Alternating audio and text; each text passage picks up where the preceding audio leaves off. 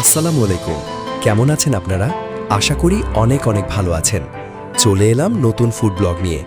Video শেষ পর্যন্ত দেখুন, আশা করি আপনাদের ভালো লাগবে। গুলশান এক এলাকাটি ঢাকার অন্যতম ব্যস্ত এবং বাণিজ্যিক এলাকা হওয়ায় এখানকার ফুটপাত বা আশেপাশে বেশ কিছু জনপ্রিয় চাইনিজ খাবার বা বাংলা চাইনিজ খাবারের দোকান রয়েছে। এই খাবারগুলো মূলত বাঙালি স্বাদের সাথে চাইনিজ স্টাইলের মিশ্রণ।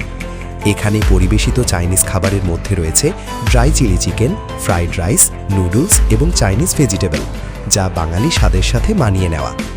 গুলশান এক ডিসিসি মার্কেটের আশপাশে এবং ফুটপাতে ছোট ছোট হোটেল ও ভ্যান গাড়িতে এই খাবারগুলো বিক্রি শুরু হয়। সাধারণ কর্মজীবী, শিক্ষার্থী ও পথচারীরাই ছিল এর প্রধান গ্রাহক। গুলশান এক এলাকার ফুটপাত বা ছোট হোটেলগুলোতে সাশ্রয়ী মূল্যে এই খাবার পাওয়া যায়, যা আশেপাশের অফিস কর্মী এবং সাধারণ মানুষের কাছে খুবই জনপ্রিয়।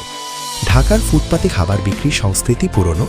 1970-এর দশকের পর থেকেই জীবিকার প্রয়োজনে অনেকেই ফুটপাতে ছোট হোটেল ব্যবসা শুরু করেন, যা পরবর্তীতে আজকের জনপ্রিয় স্ট্রিট ফুড সংস্কৃতিতে পরিণত হয়েছে। বড় রেস্টুরেন্টের তুলনায় এই ধরনের বাংলা চাইনিজ খাবারগুলো তুলনামূলকভাবে কম দামে এবং বেশি পরিমাণে পাওয়া যায়। সময়ের সাথে সাথে এই খাবারের জনপ্রিয়তা বাড়ায় ফুড কার্ট বা ভ্রাম্যমাণ আধা স্থায়ী দোকানে রূপ নেয়। এই দোকানগুলোর পরিবেশ কিছুটা সাদামাটা হলেও স্বাদ এবং দামের কারণে এরা জনপ্রিয়। এটি ঢাকার স্ট্রিট ফুড সংস্কৃতির একটি অংশ। গুলশানের মতো এলাকায় ফুটপাতের এই চাইনিজ খাবারগুলো সাধারণ মানুষের কাছে স্বাদ এবং সাধ্যের মধ্যে দুপুরের খাবারের একটি চমৎকার বিকল্প হিসেবে পরিচিত। এই ছিল আজকের ভিডিও।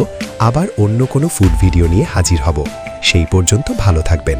আর ভিডিওটি ভালো লেগে থাকলে চ্যানেলটি সাবস্ক্রাইব করে পাশে থাকবেন। ধন্যবাদ।